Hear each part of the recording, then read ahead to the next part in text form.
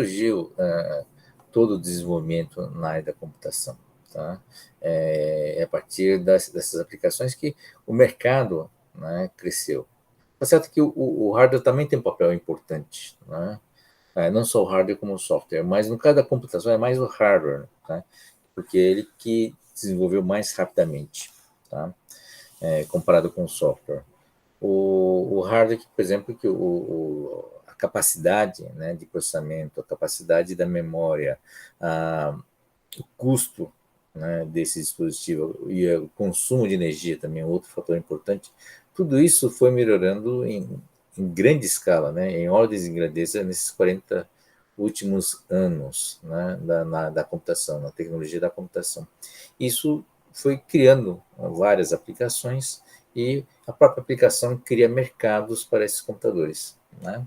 Então, a internet criou mercado também para não só o comércio eletrônico, mas antes disso, o comércio eletrônico é uma consequência de você ter uma rede, uma internet que espalhou pelo mundo, né?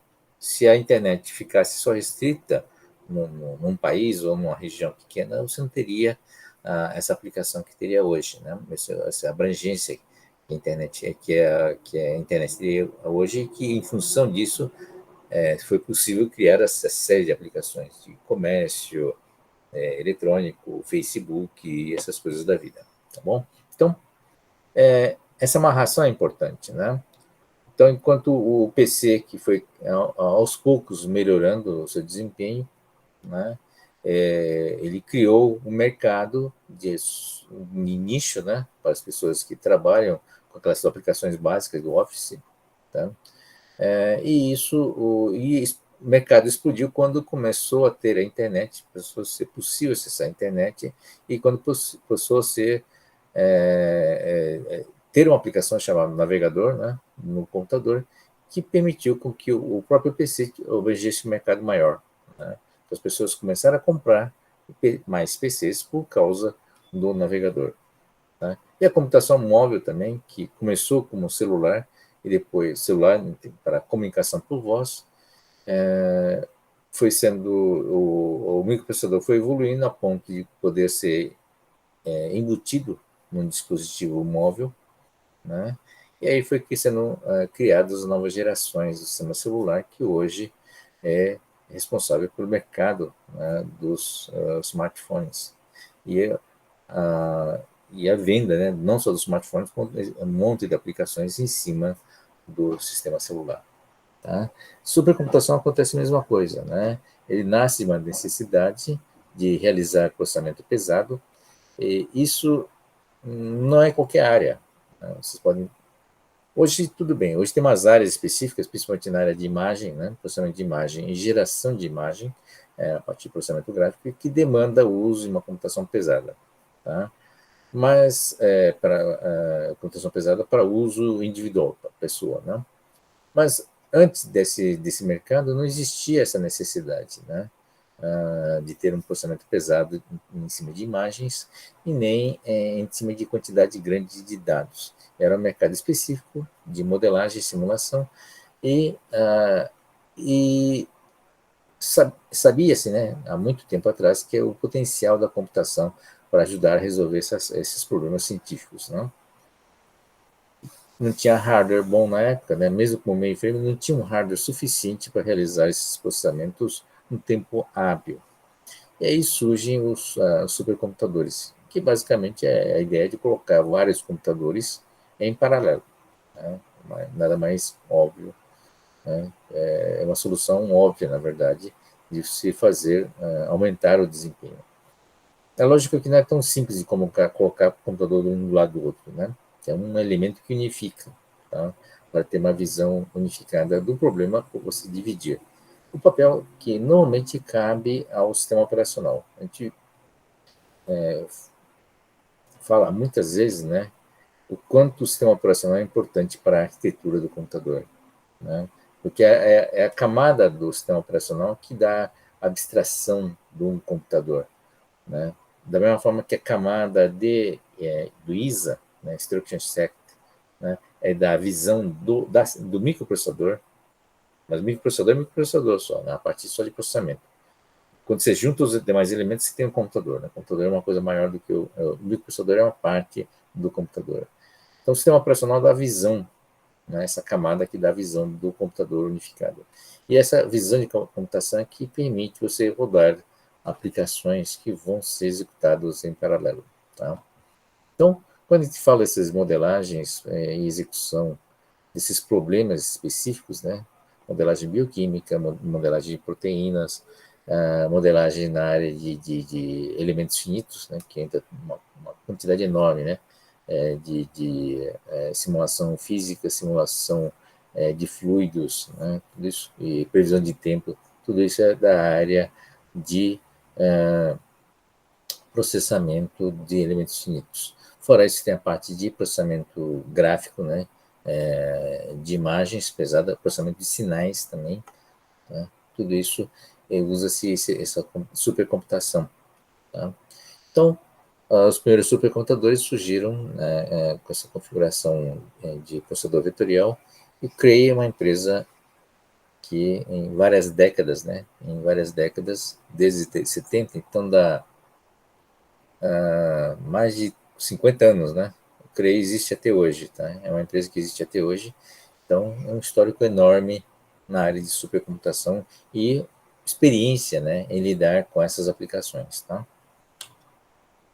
Então, nós vimos isso e demos exemplo do topo atual, o supercomputador mais poderoso, né, atualmente, que é o Fugaku da Fujitsu.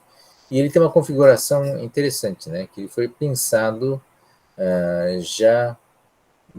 Quando você pensa no mainframe, quando você constrói um supercomputador, normalmente você pensa numa arquitetura bem dedicada, especializada, tá? E que foi histórico desses supercomputadores. Mais recentemente, começaram a usar processador de uso geral, quando os microprocessadores começaram a ficar muito fortes, muito poderosos, passou-se a usar microprocessadores. Tá? Então, você tem vários exemplos do uso de microprocessadores, e aí a maioria, aí o domínio era aliás, ainda é da Intel, né, e arquiteturas baseadas no x86. Envolve também a AMD, né, que são compatíveis, tá? E alguns anos atrás, mais recentemente, começou a entrar as GPUs, né, principalmente da NVIDIA, né, que GPU basicamente é um processamento paralelo, né, é uma placa que tem 1.000, 2.000, até 5.000 processadores, elementos processadores, que tem aquela configuração que explicou no Flynn, né, que ele é basicamente um processador vetorial. Ele executa uma única instrução em cima de vários dados, né, vários fluxos de dados. Tá?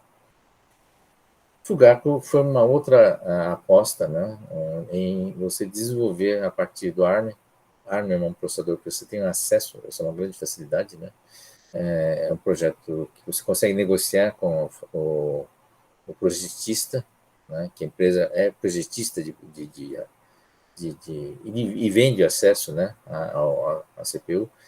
E tinha uma CPU boa, né, bem avançada, o Cortex, a versão 8. Tá? A partir dele, foi construindo uma arquitetura, né, que tem várias características interessantes para a supercomputação.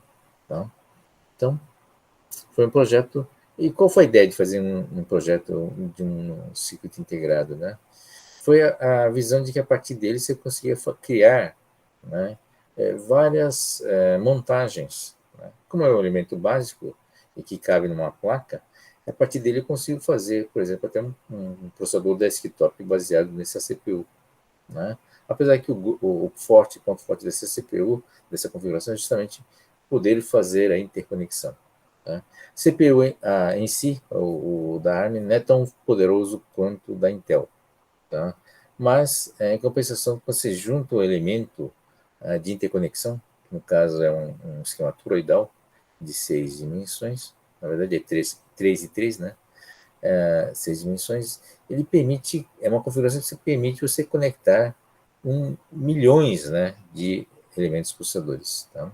Então, isso é uma palavra-chave nesse esquema. Tá? Não importa o poder de se eu consigo conectar milhões. Tá? Então, o grande poder também está justamente nessa arquitetura toroidal, é chamada de TOEFL, né? Mas ele tem décadas de evolução. Antes disso, usaram o InfiniBand, né? A gente vai ver. Já discutimos InfiniBand, imagino, né? Esse aqui é o 6D, né? Do TOOLS, do TOEFL, né? E a estrutura interna do chip, né? Da Fujitsu, tá? Baseado na ARM. Isso aqui é o esquema, né? Do chip mesmo, né? Do silício, tá? É, não é uma aula de microeletrônica, mas é interessante ver uma foto, né? De um chip, né? Tá? Percebe claramente a questão da geometria envolvida, né? Tá? Então, a memória L2 está aqui, né? O cache L2 está aqui, e aí os CPUs mais ou menos tem que ter a mesma distância, né? Para acessar o L2. Então, esse cara, o L2 é o central, é dividido em duas partes, né? O L2 que vai cuidar da comunicação entre os processadores aqui, né? Que vai ser usado como memória para comunicação entre comunicação e cooperação, né? Essa palavra-chave entre esses CPUs e outra L2, provavelmente o contrário, né? Esse L2 é conectado para puxar os dados, né? Do barramento que está aqui. Deixa eu ver como é que está esse esquema aqui. No anterior dava para ver melhor. Tá. Aqui, tá. Cadê o L2? Não está o desenho do L2, tá? O L2 provavelmente deve estar fazendo um papel de conexão também com com um elemento externo. Então, um L2 deve estar ligado ao barramento de memória, né? O HBM2, que é o barramento de alta densidade, que faz o estaqueamento. Acho que a gente apresentamos na aula, né? Como é que estaqueia, né? Em 3D a memória, tá? E aí o L2 tem que estar no meio, né? Claro, entre o processador e a memória. Então, se isso aqui é o acesso do HBM2, tá certo. O L2 está aqui, bem próximo a ele. Esse outro L2 deve estar ligado aqui a essa conexão do TOFO aqui. Esse aqui é o TOFO, e o TOFO deve alimentar esse barramento interno aqui, né? O ring bus que está aqui, que deve alimentar esses L2. Com isso, o processador que acessa tanto esse L2 como esse L2 consegue, né, através dessa separação, acessar a memória, né, que é importante, e acessar o barramento de dados, o barramento toroidal, né? Tá bom? Basicamente, esse esquema, você tem 4 blocos aqui. Tem um bloco aqui, outro bloco aqui, outro bloco aqui, outro bloco aqui. 4, centrado em cima do cache L2. Tá bom? E aqui a interface aqui para, né, o HBM2, que é a interface com memória. Essa montagem aqui, que chama de 2.5D Stacking, não sei se eu comentei com vocês.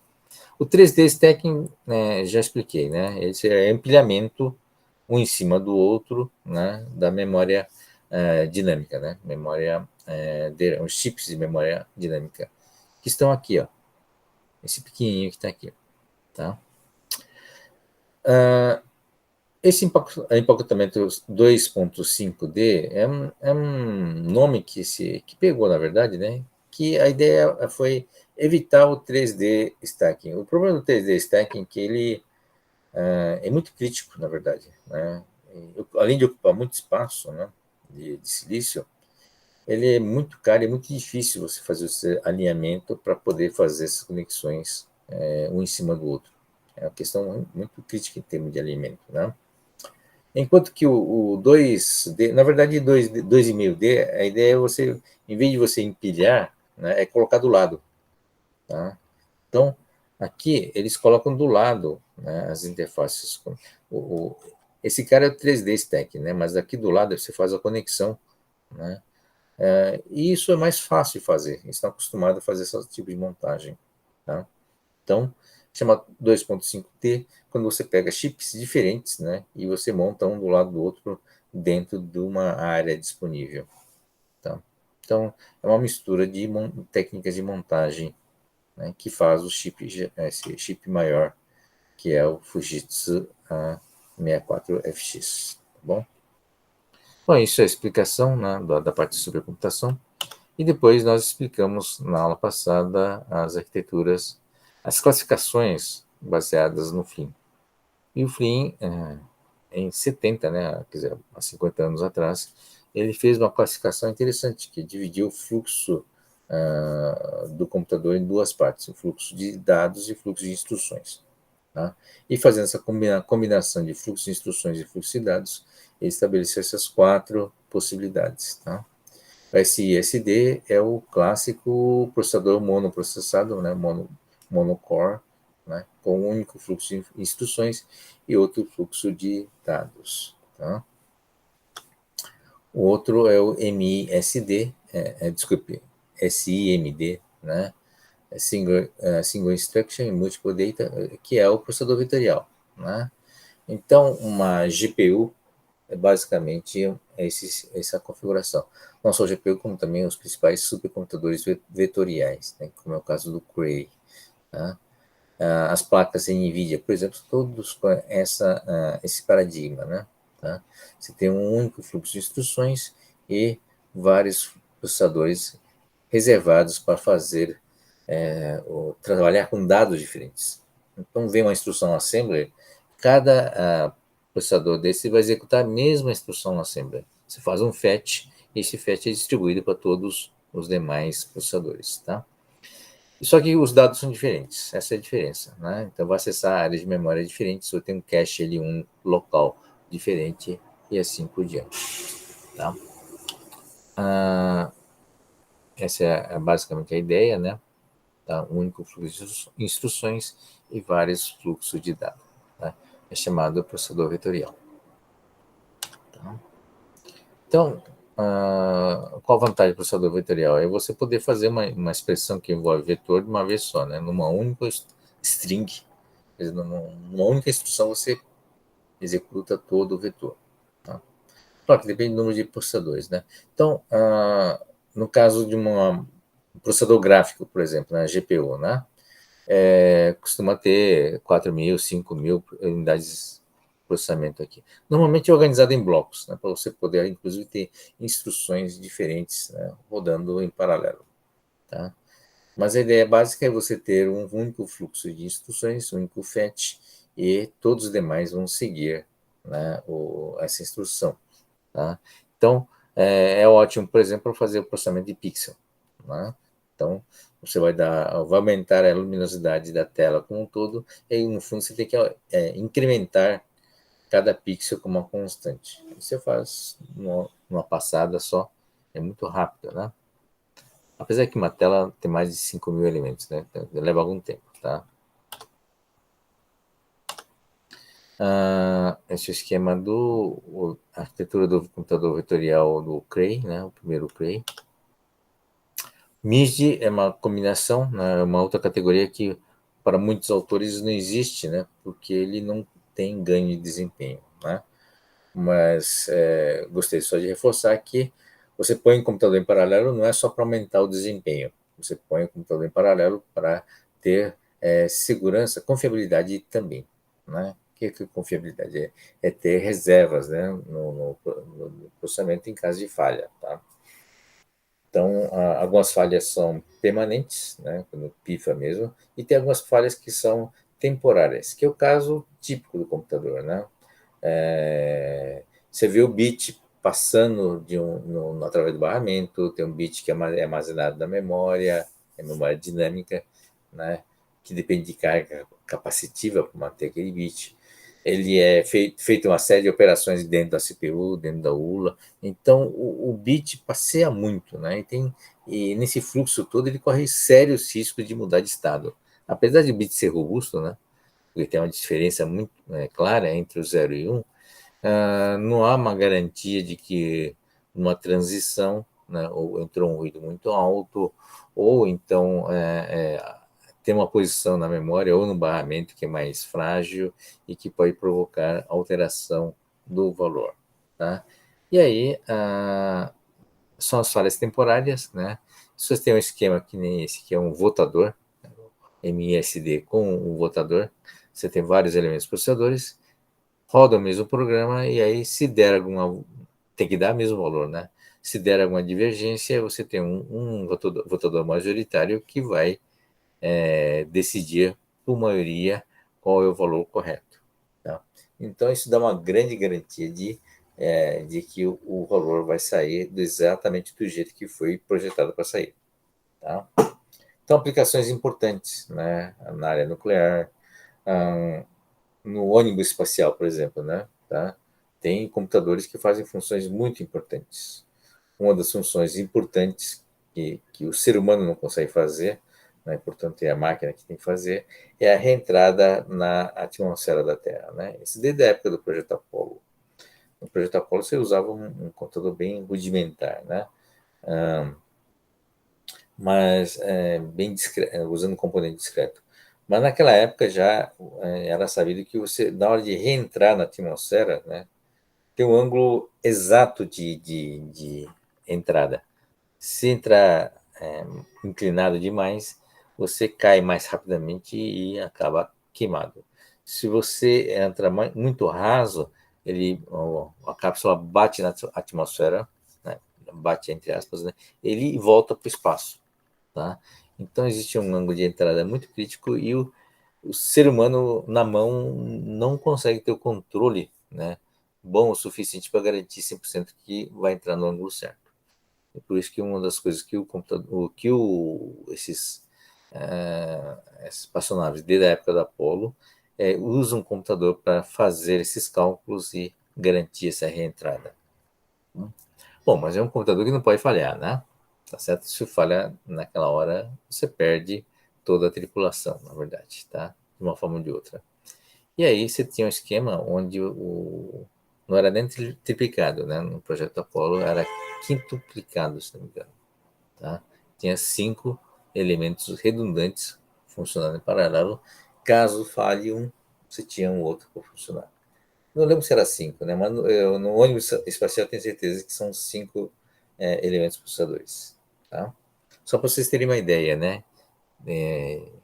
Para garantir o funcionamento. No espaço também você tem os raios cósmicos, né? Que podem provocar alteração do valor do bit. Motivo pelo qual também tenta-se usar mais esse esquema com mais redundância para garantir, né, que haja uma votação correta dos dados. Tá bom? E aí, o último modelo é o MMD, que é uma combinação onde você tem múltiplos processadores com a sua própria memória, né? Tá? E aí você tem várias formas de interligar. Uma forma clássica é interligar pela memória, né? Usar a memória como troca de informação e elemento de colaboração, e outro pelo sistema de comunicação. Tá? O de memória, o compartilhamento da memória exige um grau de acoplamento maior. A gente sabe que desculpe, a relação entre processador e memória exige uma banda de comunicação muito mais forte. Isso é o motivo pelo qual você precisa ter memórias mais próximas, caso você queira compartilhar. Tá bom? Sistema de comunicação não, né? Aí fica um acoplamento mais leve, né, mais fraco, e aí a contribuição é feita através de troca de mensagens, tá? A cooperação. Uma memória tem diversas configurações, o principal é, claro, como a memória é compartilhada, o gargalo acaba sendo o barramento, né? E para tentar contornar esse problema do barramento, que é compartilhado, a ideia é usar cache. Mas aí o cache tem vários outros problemas também, né? Manter a consistência do cache é complicado, porque basicamente o cache vai servir o processador local, né? Inclusive na sua atualização, e manter vários dados espalhados, o mesmo dado espalhado, na verdade, em vários nós, e manter eles uniformes ou sem alteração, né? Quer dizer, todos eles atualizados em tempo real é quase impossível. É um problema que você não tem quando você tem uma única CPU e com um cache local, né? Porque é só um elemento que está consumindo os dados e consegue manter um fluxo, né, de consistência razoável, né, no caso de um monoprocessamento, tá bom?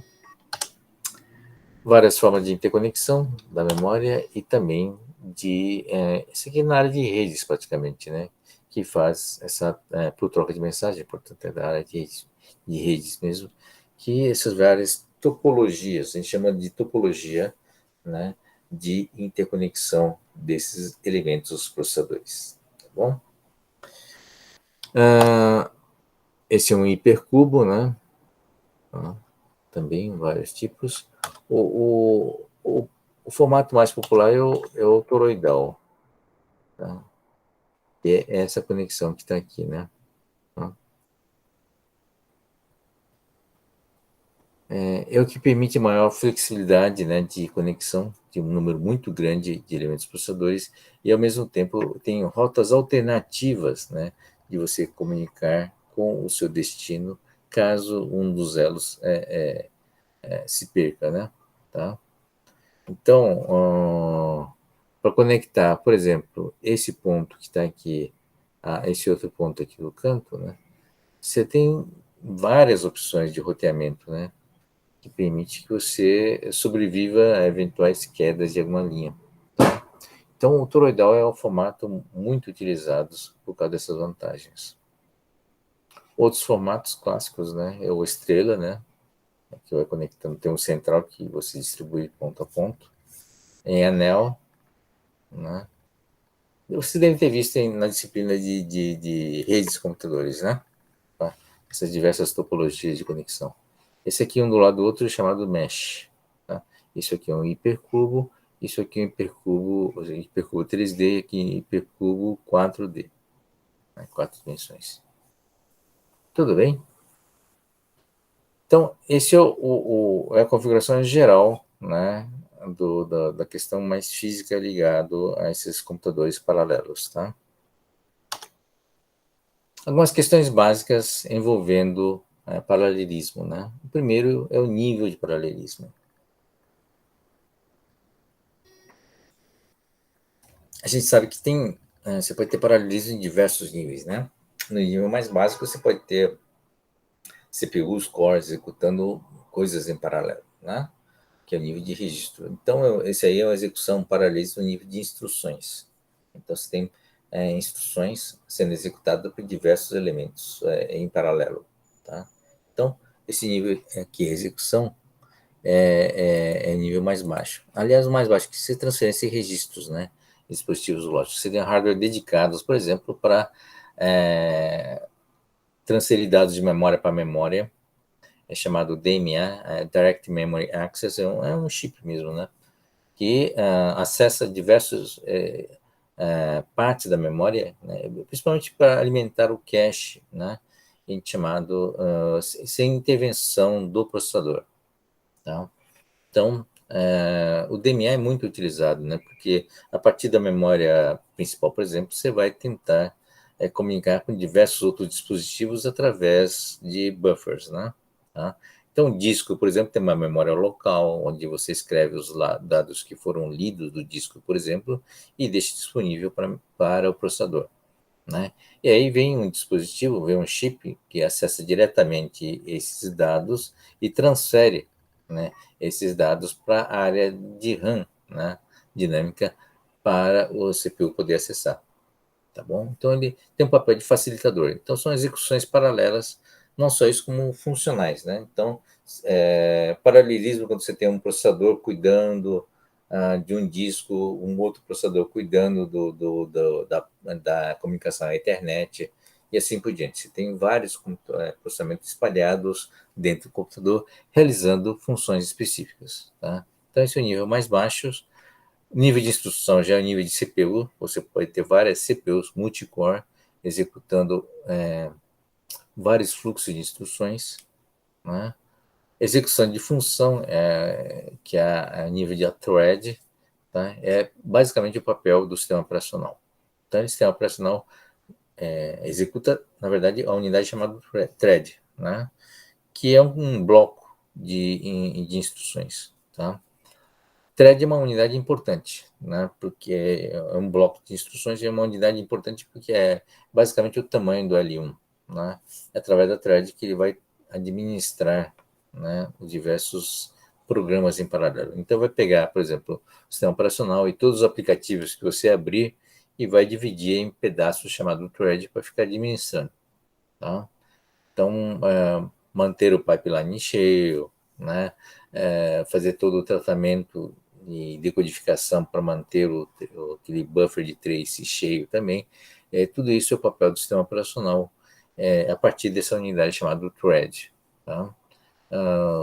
O ambiente Hyper Paradigm, por exemplo, é um ambiente onde você chaveia entre uma thread e outra. Tá? Então, tipicamente, é uma unidade do nível do sistema operacional. Quem cuida é o sistema operacional. Vocês viram que tem diversos níveis e em cada nível tem um responsável para lidar com isso, né? Execução nível de tarefa já é o nível mais alto, tá?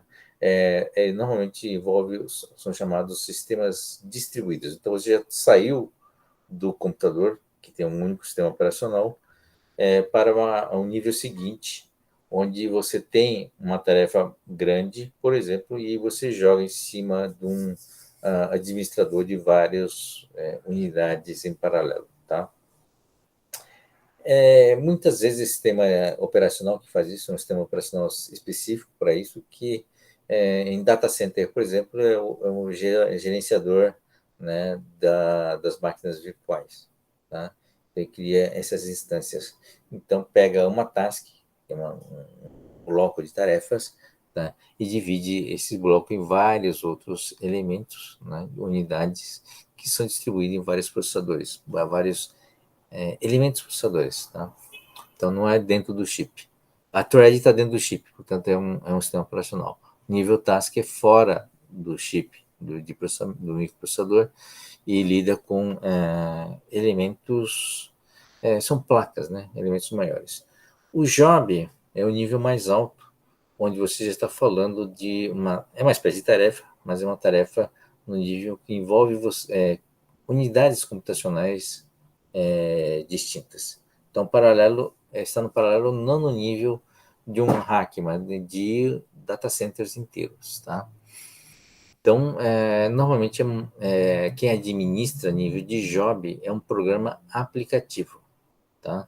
Então, você tem uma aplicação, né, que você quer que ele vai gerenciar a execução dessa aplicação no nível mais alto. Então, por exemplo, você tem uma coisa chamada job, né, que é uma função maior, vai dividir em tarefas, em tasks, né, e você colocar essa task, por exemplo, nesse data center, uma outra task no outro data center e assim por diante, né? Então, ele é um gerenciador macro de tarefas, normalmente no nível de aplicação, tá? Então, a aplicação, sei lá, uma aplicação qualquer precisa rodar diversos programas em diversos computadores espalhados pelo mundo, né, através da internet, por exemplo, né? Aí você tem um job que você divide em tasks em cima de várias implementações, vários hardwares existentes, tá bom? Então são níveis diferentes. O fato de ter níveis diferentes de paralelismo não quer dizer que você só tem esse tipo de paralelismo nesse nível. Então é possível você ter todos esses níveis rodando ao mesmo tempo, tá? Então, você tem um nível job, que você dividiu em tasks, você tem, então, um gestor, uma aplicação que gerencia, né? Dentro do task, chegou no data center, né? Esse task, ele dividiu também em diversos elementos, né? Que aí deixou o computador local administrar, o computador que é que administrar essa task, tá? Ele dividiu entre diversos elementos nós, né, executores. E cada nó executor tem um sistema operacional que vai pegar aquilo lá e vai dividir em threads e vai administrar as threads. Tá? Dentro das threads, que vai para cada CPU físico, né, você vai executar, eventualmente, até executar paralelismo em nível de instruções. Ou a própria instrução tem informações para paralelizar, ou então se segmenta, né, essas instruções em diversos elementos executáveis para você distribuir, né, nos diversos pipelines ou diversas diversas CPUs, diversas cores que estão dentro do mesmo chip. Tá? Então, esse já é o nível de thread, é o papel do sistema operacional gerenciar isso. Então, você pode ter tudo isso em paralelo, né? E tem vários gerenciadores de paralelismo de acordo com o nível. Tudo bem? Deu para entender? Alguma dúvida? Gente, podem perguntar, viu? Para não ficar só o monólogo, né? Podem perguntar, podem interromper também. Tá? Então, paralelismo hoje é só um monte de coisas, na verdade, né? E cada nível tem um responsável para gerenciar esse nível de paralelismo e pode acontecer todos ao mesmo tempo. Como de fato acontece todos ao mesmo tempo. Você tem muita coisa em paralelo acontecendo. Tá bom? Organizar isso é um problema sério, tá? Então, tem que saber administrar os níveis de paralelismo de acordo com a demanda, tá? Então, alguns níveis são específicos de hardware mesmo, físicos, né? Tá? Como o nível de instrução, nível de core, né? Ou então nível de GPU, né? Que você pega a instrução e paraleliza essa instrução. Quer dizer, é feito automaticamente pelo dispositivo físico. Nível acima vai depender do sistema operacional. Então, o sistema operacional, diferentes tipos de sistema operacional que existem, pode estar administrando diversas tarefas específicas, né, para serem executadas. Então, é o sistema operacional que tem que ter essa característica de trabalhar com execução paralela de threads. Tá bom? Hoje, a maioria dos sistemas operacionais consegue administrar isso, né? Só não sei o limite de número de threads paralelas que esse sistema operacional suporta. Tá? Nível acima já é o nível que você tem algumas ferramentas, né, onde você coopera. O mais clássico no nível de tarefa é esqueci o nome, é o MIP, MI Multi. Putz, agora esqueci. É um protocolo, basicamente, tá acima do sistema operacional, portanto, é uma aplicação que você roda em cima do sistema operacional, mas é um software, né, que basicamente faz uma comunicação entre diversos processos espalhados na rede. Tá? Então, você consegue trabalhar, né, com uma task, por exemplo, e administrar tasks através desses programas paralelos, desses programas que cuidam, né, da comunicação entre processadores. Tá? O que é comum nesses processamentos todos de paralelismo é trabalhar a parte de particionamento e granularidade, escalação e distribuição, né, sincronização e comunicação. São os elementos envolvidos na organização de uma execução paralela qualquer, independentemente do nível, né? Então, se eu estou paralelizando, eu preciso significa que eu estou pegando alguma coisa dividida em pedaços, né? E esses pedaços estão sendo mandados para vários dispositivos, tá? Então, e esses dispositivos vão resolver e vão devolver, e você tem que administrar o retorno também. Tá? Então, esse é um papel de organização para execução paralela. Algumas questões clássicas, né, que é o primeiro, granularidade e como dividir, como acertar a granularidade. Tá? Quanto mais pequeno, né, tá, significa que eu que eu peguei uma tarefa e dividi em mais pedaços. Tá? Então, em questão de nível. Então, esse é particionamento, dividir. Como dividir, né, e em quantos dividir. Então, você tem uma granularidade grossa ou fina. Uma grossa quando você faz uma divisão em pedaços maiores e fina quando você está trabalhando com pedaços menores. Tá?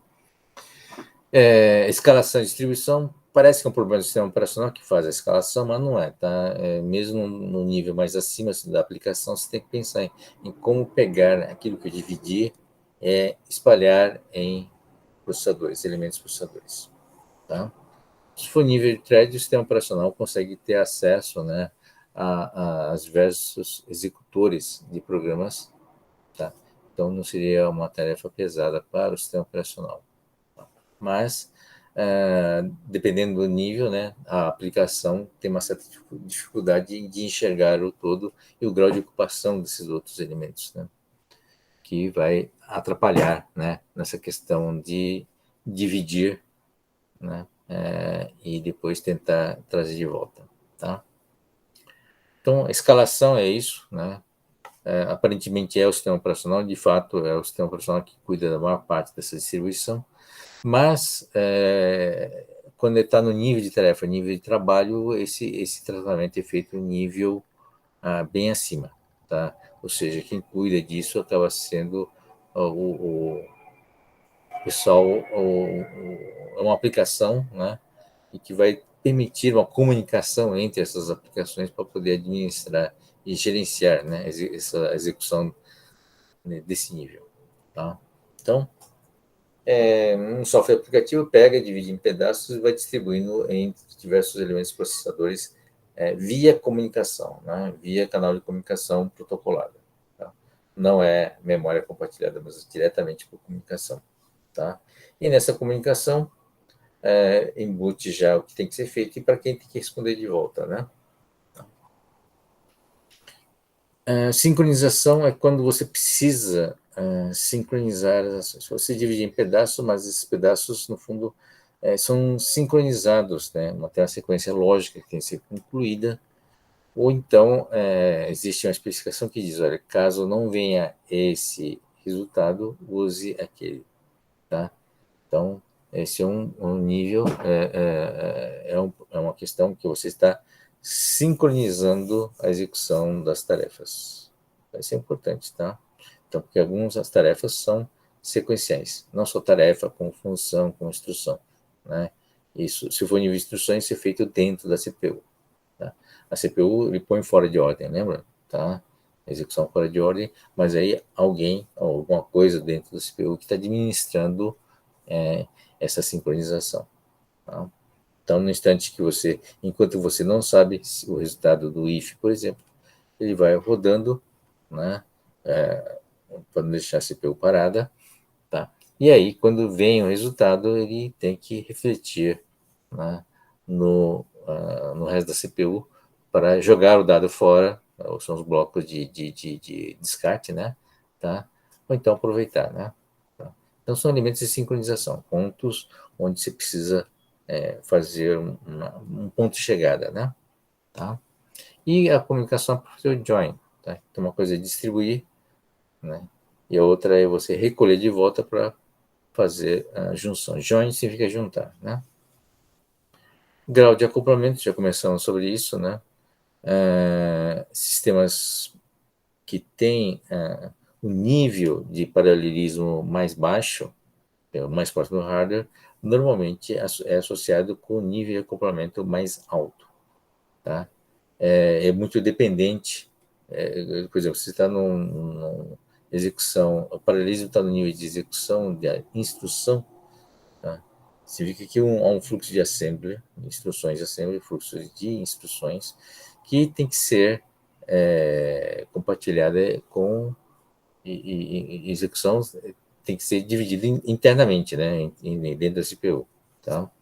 Então, portanto, os elementos têm que estar muito próximos entre si. Tanto é que o nível de instrução multicore são mais de um processadores dentro do mesmo chip. Tá? Ou seja, o acoplamento é muito forte. Né? Por outro lado, existem acoplamentos fracos, né? Como está no nível de tarefa, está no nível de job, quem tem que administrar o sistema operacional e através da comunicação, às vezes não, basicamente a aplicação, desculpe, né? Que vai administrar isso. Tem uma aplicação que dividiu as tarefas entre diversos computadores espalhados no mundo inteiro. Tá? O acoplamento é fraco, porque é o que liga eles a internet só, né? Tá? E quando o sistema cai também não acontece muita coisa. O dado e processamento está preservado no processador local. Tá? Então aí, nesse nível, o que ele faz? Ele vai lá, né? O acoplamento é fraco, né? Ou seja, existe uma certa redundância, quer dizer, cai um, não tem problema nenhum, porque a aplicação manda essa mesma tarefa para um outro processador. O desempenho de um não vai afetar o desempenho do outro, né? Então, uma série de características interessantes. Normalmente, os sistemas massivamente paralelos costumam ter um sistema de acoplamento mais baixo, para não evitar uma dependência de um bloco de processadores em cima de um único processador. Tá? Então, esse é o desenho que está aqui, né? Mostra essas questões básicas de como dividir uma tarefa em paralelo, né? Granularidade fina significa que se divide em mais tarefas pequenas, né? E aqui tem a dependência, pode ser dependência de dados ou dependência de instruções. Nesse primeiro aqui tem uma função, né, que tem uma dependência com o 4, por exemplo. O 4 poder ser acionado, executado, ele precisa dos dados do 1 e precisa dos dados do 2. Tá? Uma vez que o 4 for executado, ele vai mandar os dados para o 2, né, e por esse outro caminho que é desculpe, para o elemento 6, né, tá no nível mais detalhado, né, e o elemento 8, tá? Então, são pedaços menores, então granularidade fina, né? Então, você mostra toda a dependência entre esses elementos processadores e os demais módulos, né? Demais elementos, tá? Então, essas flechinhas significam o seguinte: eu preciso de todas elas mandando o dado até o último, para que eu possa avançar internamente e que a partir desse avanço interno eu consiga gerar, né, a informação para o próximo bloquinho. Tá? Então, nesse nível, se eu subir de nível, né, se eu agrupar esses módulos aqui, 4 com 5, tá, eu crio um outro módulo chamado Y, que tem essa característica. Basicamente, né, é um elemento que está aqui, nesse bloco aqui, mandando uma mensagem para o bloco Y. Tá? Então, já é o nível acima. Tá? Tem um nível embaixo, o próximo nível, que é você agrupar esses módulos aqui. E aí essas conexões, que são dois, na verdade, acabam virando um só, né? Tá bom? Então, essa é uma granularidade fina e uma granularidade grossa. Tá? O Z equivale à soma do 8 e 7. O Y do 4 e 3. Tá?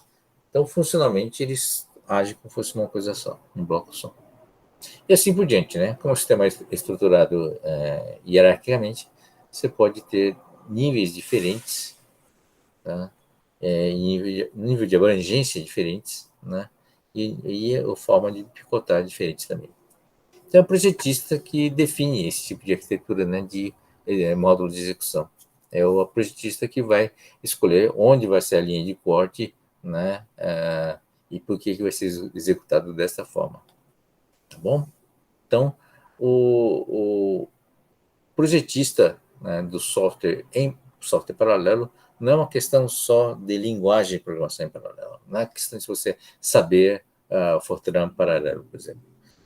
Você precisa entender, né, todo o fluxo de dados e informações, de instruções em todos os níveis. Tá vendo? Todos esses níveis estão aqui. Tá? E saber também como, né, fazer a organização. Tá? É o nível de arquitetura. Né? Como dividir, quais são as ferramentas, quais são os softwares que vão atuar e como é que eu vou dividir. Tá? Eu vou dividir de uma forma adequada para a granulação que eu quero atingir. Eu vou fazer a escalação de tal forma, ou seja, vai dizer quem vai fazer isso, em que nível vai ser feito isso, a sincronização e comunicação. Tá? Isso para ter um produto, né, que é um software que vai ser rodado em paralelo. Tá? Então, conceitos de fork, fork de garfo, né, divisão, e join de juntar. Tá bom? Essa parte que tem que ser projetada também pelo arquiteto de software, né? Tá? E o grau de acoplamento tá? Que você vai trabalhar também. É bom não trabalhar com acoplamento. Bom, depende do problema, né? O trabalho no nível de jovem se faz acoplamento mais fraco, né? Aí você tem a colaboração entre os processadores no nível de sistemas distribuídos. Tá? Sistema distribuído é rede, basicamente, né? Quando tem um acoplamento forte, né? A nível de registros, você começa a enxergar o computador como sendo uma coisa só, né? Tá bom? Bom, e aí, gente? Alguma dúvida? Tem gente dormindo, acordado, cansado? A gente fala bastante, mas não sei se vocês estão entendendo o que a gente está falando. Às vezes nem eu entendo. Acho que ficou bem claro, sim, pessoal. Por enquanto tá tranquilo. Tá tranquilo? Eu estou falando alguma coisa consistente, coerente? Eu começo a falar e não sei mais o que eu estou falando, né? Então aí vocês têm que dar um toque, né? Não, tá sim, tá sim. Pelo menos eu acho. Então, para finalizar, as questões básicas: níveis de paralelismo, né? São diversos dispositivos e software, né? Não é só hardware, né? Software também, que vai administrar esses diversos tipos de paralelismo. Você pode ter todos esses níveis funcionando ao mesmo tempo, ou seja, você tem um job no nível mais alto, que é dividido em tasks, que é dividido em threads, que depois é dividido em instruções, né? Algumas coisas são automáticas, né? Processamento em nível multicore, normalmente é a estrutura interna da CPU que vai pegar e dividir em pipelines, dividir em superescalar, né? E vai fazer todo o tratamento, ou todo o paralelismo. Mas no nível mais alto, normalmente quando você fala em job, é o próprio job task, né? O thread é automático também, que normalmente é o sistema operacional e o compilador que vai organizar para o programa e o sistema operacional para todos os programas que executa. Isso é automático, né? Mas no nível de task ou job, normalmente já envolve a ação do programador. O programador que vai dizer como é que está sendo dividido a task e para onde vai, né? Quem está executando o quê, e como é que junta isso. Então vai cuidar de todos esses elementos que estão aqui da organização.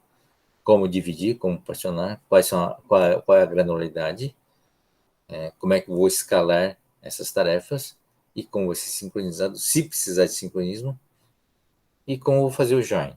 Tá? Então, esses níveis mais altos normalmente não é automático, apesar de que existem software, né, que fazem isso também, né? Pegam um programa maior e divide em partes automaticamente, tá? E o grau de acoplamento, né? Tá? Que é definido também de acordo com os níveis aqui. Normalmente tem uma associação forte entre o nível de paralelismo e o grau de acoplamento, tá? Então, quanto mais alto o nível, mais baixo é o nível de acoplamento, tá? O mais fraco deles é o sistema distribuído, que não precisa ser não necessariamente nem o mesmo computador, mas são diversos computadores ligados em rede, por exemplo, né? É o nível básico, a nível mais alto de cooperação e a área de sistemas distribuídos, tá? Bom, alguns paradigmas importantes, né, de processamento paralelo, que já vimos alguns, né? O pipeline, aqui é execução e ponto de sincronismo, né? Aqui é um outro onde você vai dividindo e vai juntando ao longo dos processos que vão acontecendo, tá? Aqui é chamado de fase, né? A computação por fases, porque você tem um ponto de sincronismo aqui. Mas isso é a aplicação, é o problema que vai dizer se dá para ser dividido dessa forma ou não. E aqui é um esquema onde você tem um gerente, né? Um gerente que vai dividir a tarefa, tá? Então, à medida que você manda a tarefa para um cara, um processador aqui, ele termina, né, manda de volta, ele pega qual é a próxima tarefa e manda para ele, tá? Então, é um esquema mais de alto nível, né? Tá? Então, tem o pipeline, phase computation, divide conquer e replicate worker. São as 4 possíveis paradigmas de processamento. Parece trivial, mas isso embute uma síntese muito forte, tá? Muito grande. Tá? Então, basicamente, você pode enxergar toda a estrutura dessas arquiteturas, desses elementos aqui, que foi discutido, né? Níveis de paralelismo, organização, grau de acoplamento, tudo isso está vinculado, de alguma forma, a um esquema, a um paradigma desse nível. Tá? Pipeline é clássico, né? Você tem um pipeline da CPU. Mas o conceito de pipeline, ele é genérico, tá? Não é só para o PC, desculpe, para o microprocessador. É um conceito geral que você pode aplicar até para pessoas, né? Então, uma linha de montagem é basicamente um pipeline, né? Tá? Então, em vez de ter uma pessoa fazendo tudo, tá? Você cria uma pessoa especializada para fazer uma parte do trabalho e divide esse trabalho em pipeline, tá? Então, você pode pegar uma tarefa, né, sei lá, qualquer, de montar uma chaleira, por exemplo, né? E uma pessoa pode fazer do começo ao fim essa chaleira. Então, se você tem que produzir 10 chaleiras num dia, e se você leva um dia, se a pessoa leva um dia para fazer uma chaleira, você põe 10 pessoas para fazer aquela chaleira. Essa é uma forma de ter um paralelismo, né, básico, né? Uma outra forma é usar esse paradigma e dizer, não, vamos fazer um esquema de pipeline. Ou seja, cada um faz uma parte da chaleira, divide as partes da chaleira em 10 partes, né? E cada um vai fazendo essa parte, né? Essa décima parte da chaleira e põe em sequência. Tá certo? E se a chaleira pode ser dividida em mais partes, que não há dependência, né, na montagem, você pode tentar fazer, por exemplo, esse montagem no phase computation, né, por fase. Tá? Você dividiu essa mesma atividade em 3 blocos, mas precisa ser sincronizado. Às vezes precisa, às vezes não precisa, né? Para você poder avançar nesse processo. Tá? Vale para o software também, né? Imagine que você tem um software, a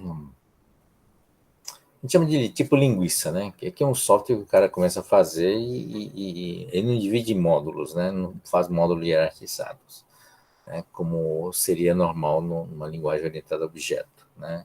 Tem hierarquia de objetos. Acho que eu com preguiça de criar, né? Essa visão de blocos, né? Módulos, né? De objetos e organizar esses objetos, uma visão sistêmica, né? E resolve fazer um único objeto com um único método. Então é um negócio enorme. É o famoso linguição, né? E nesse linguição, aí fala, bom, agora estou com um problema, né? De desempenho.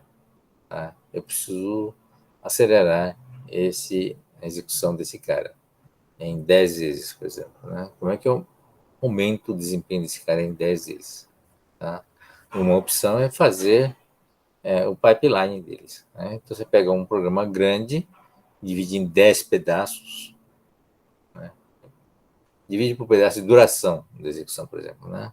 Que no pipeline tem que ser idêntico. E aí você põe um processador para cada pedaço. Tá?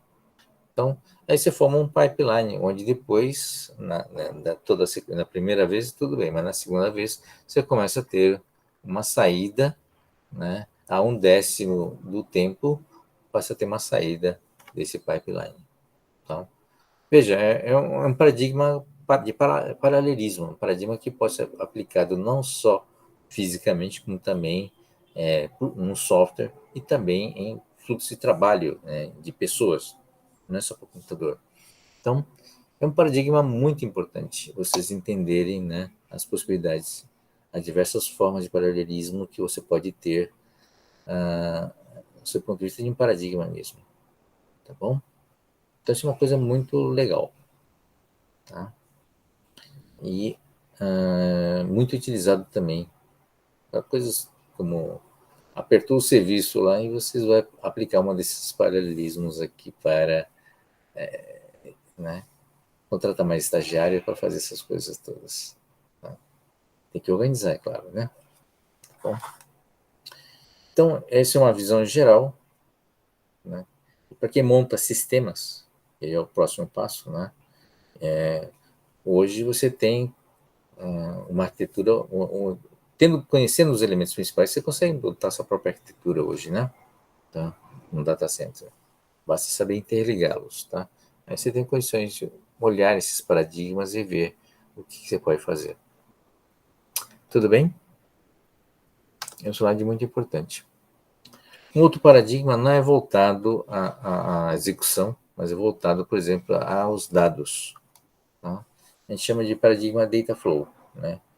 Então, isso aqui é exemplo de uma execução esqueci o nome. É para achar as raízes da equação de segundo grau. Qual que é o nome dessa expressão, dessa equação?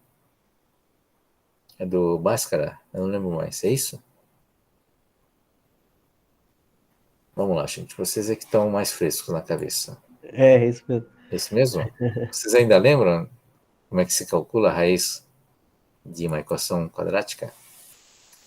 Bom, eu lembro mais ou menos que isso, né? Mais ou menos, b, menos b mais ou menos raiz de delta sobre 2a, né? E o delta é 4ac, que era menos? É 4ac, não, b ao Meu quadrado menos, quadrado. é isso, b ao quadrado menos 4ac. Muito bem, vocês estão melhor do que eu.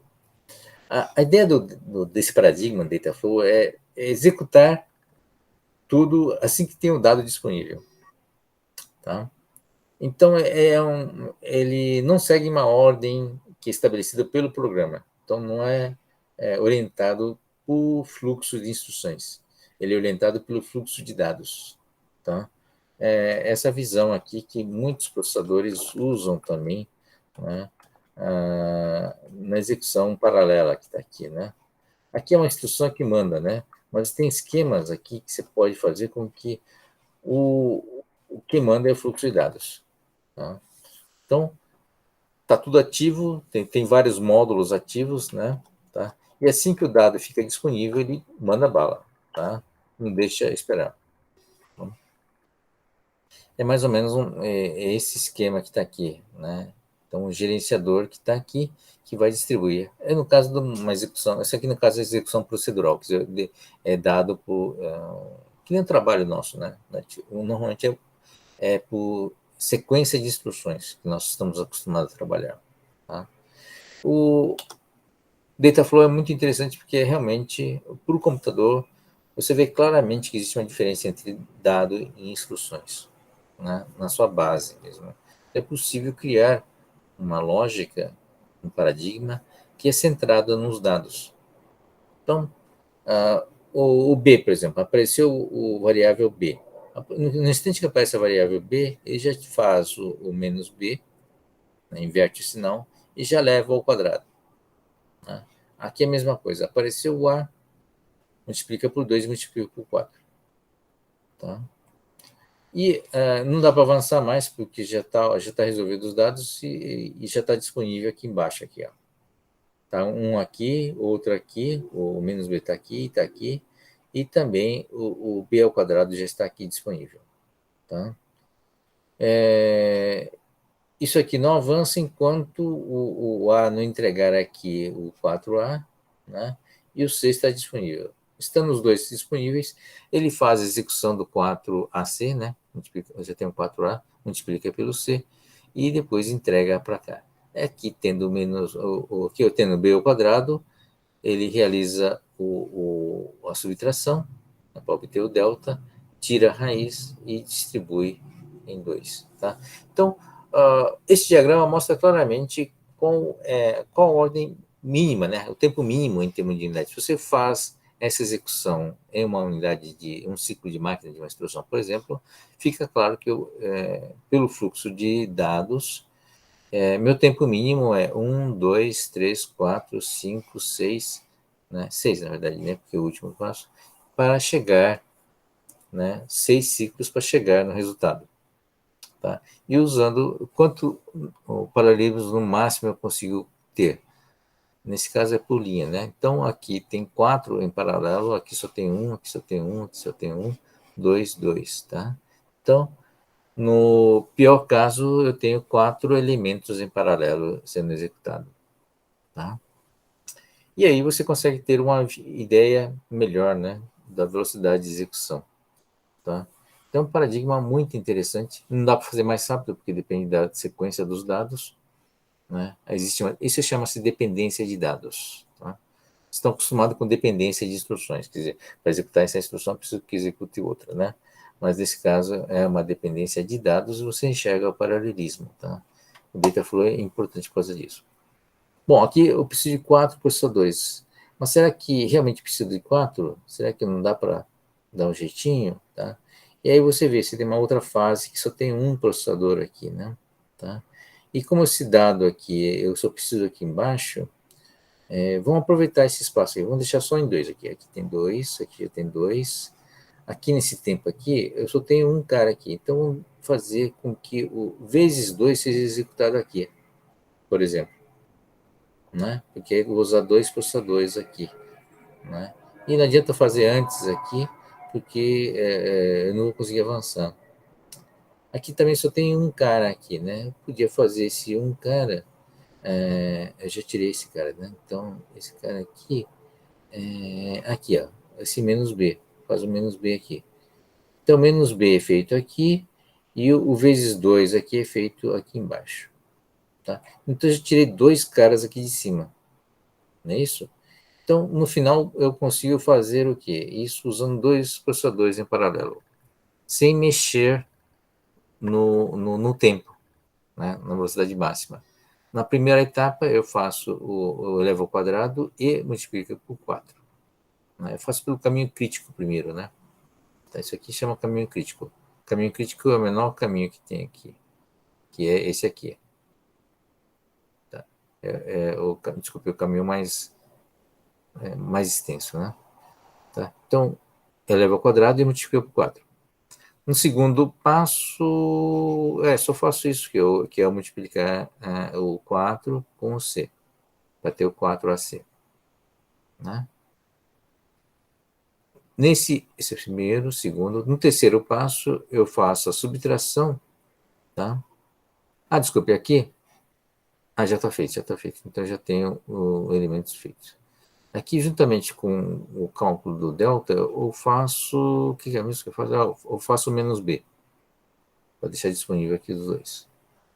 Quando tiro raiz, eu faço também a multiplicação do A por 2, em paralelo, 2 aqui.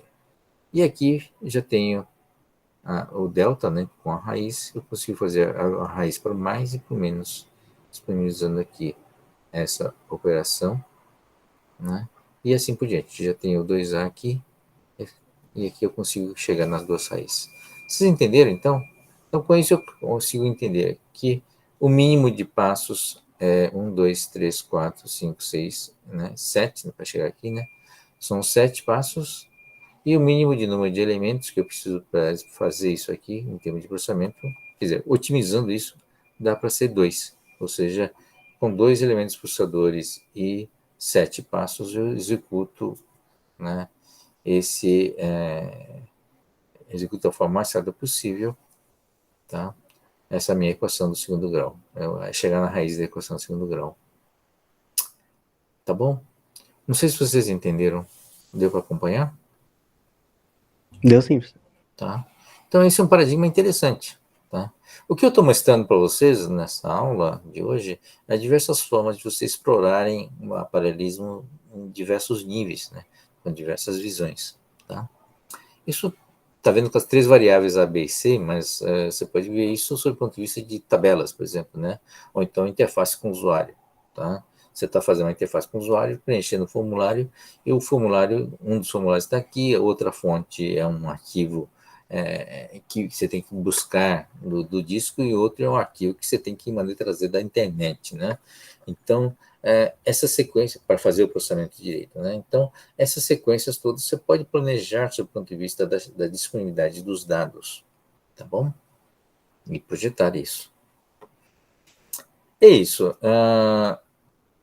E, finalmente, a última transparência é sobre a lei de Amdahl. É uma lei, entre aspas, também, como a lei do Moore, né?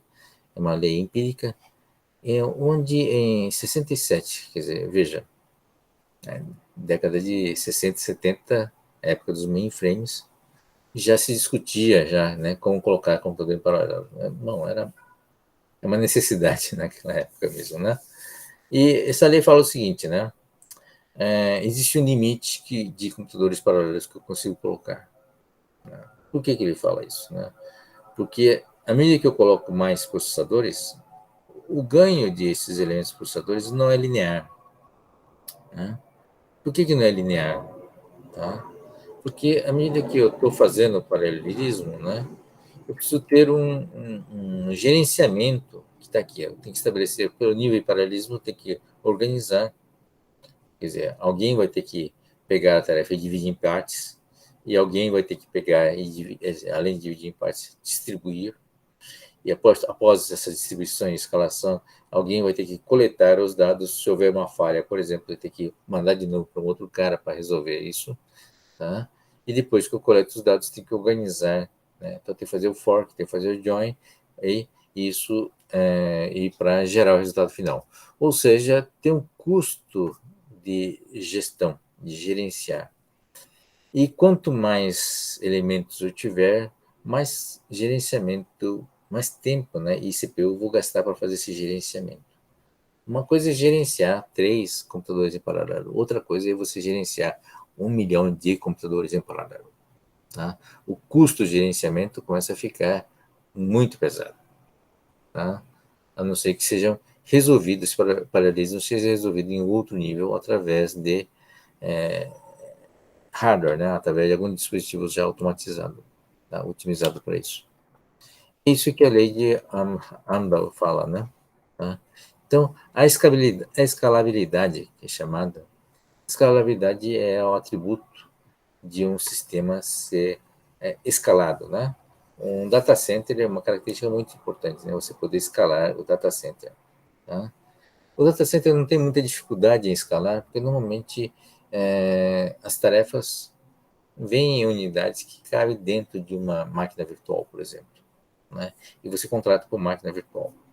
Algumas aplicações necessitam de escalação porque é um programa só que está lidando com um volume grande de dados entradas. É tipicamente um site da web, por exemplo, né? Tá? Onde o programa de tratamento, né, da demanda de entrada é único, é um programa só.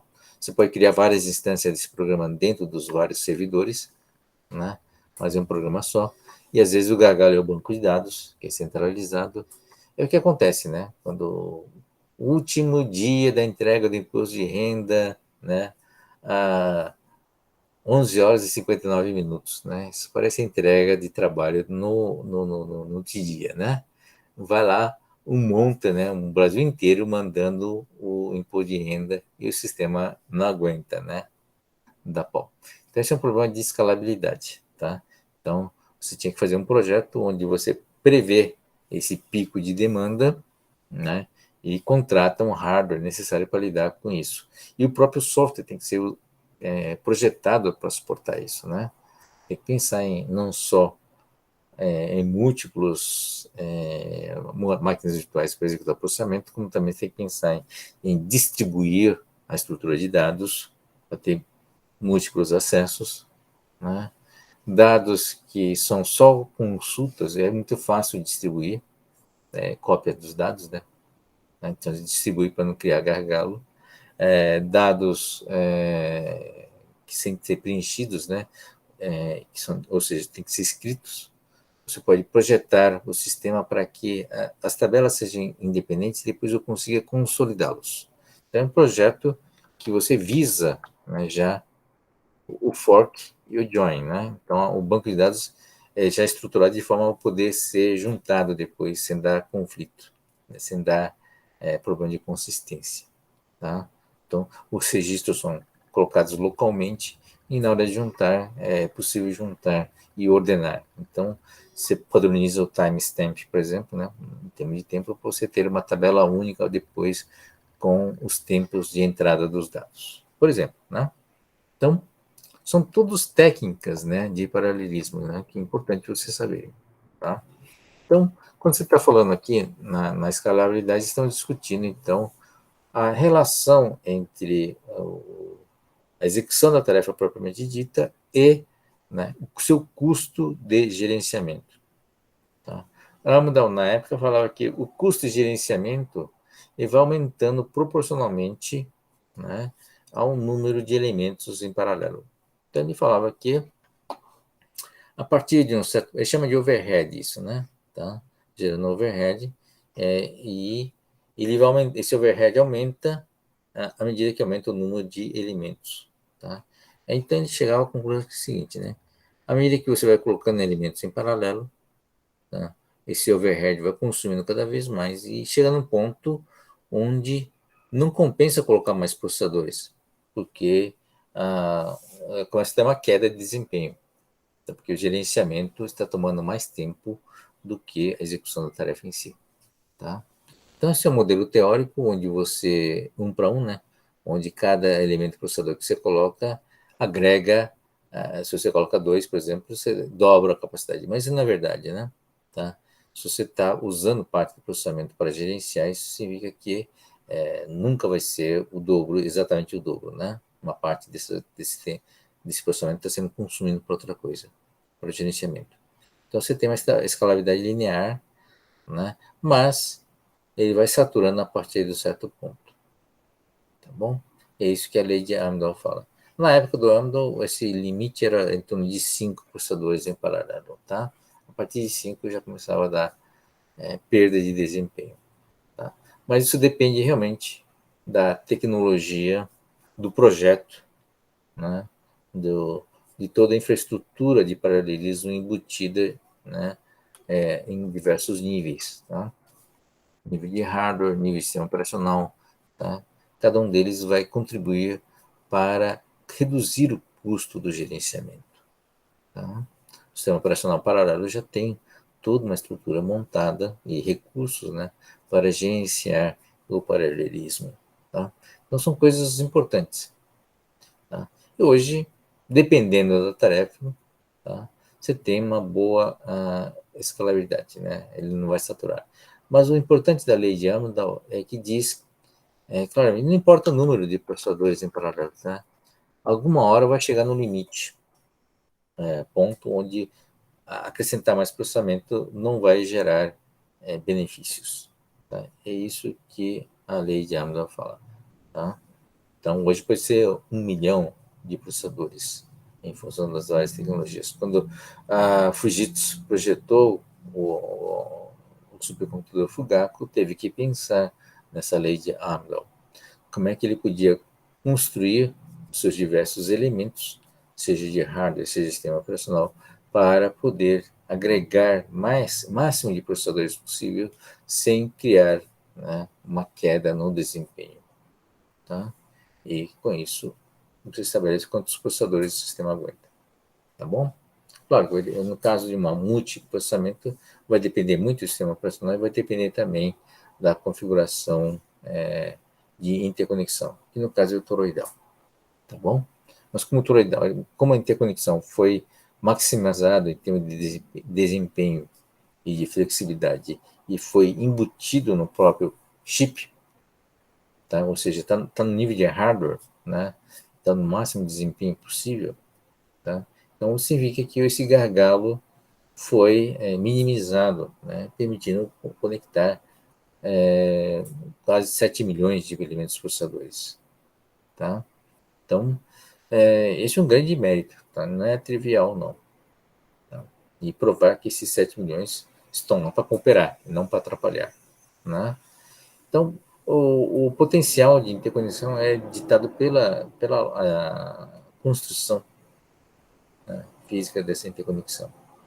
Então, vamos ver qual o limite máximo. Né? Provavelmente ele tem um limite máximo a partir do qual não compensa mais. Aí começa a ter uma queda de desempenho.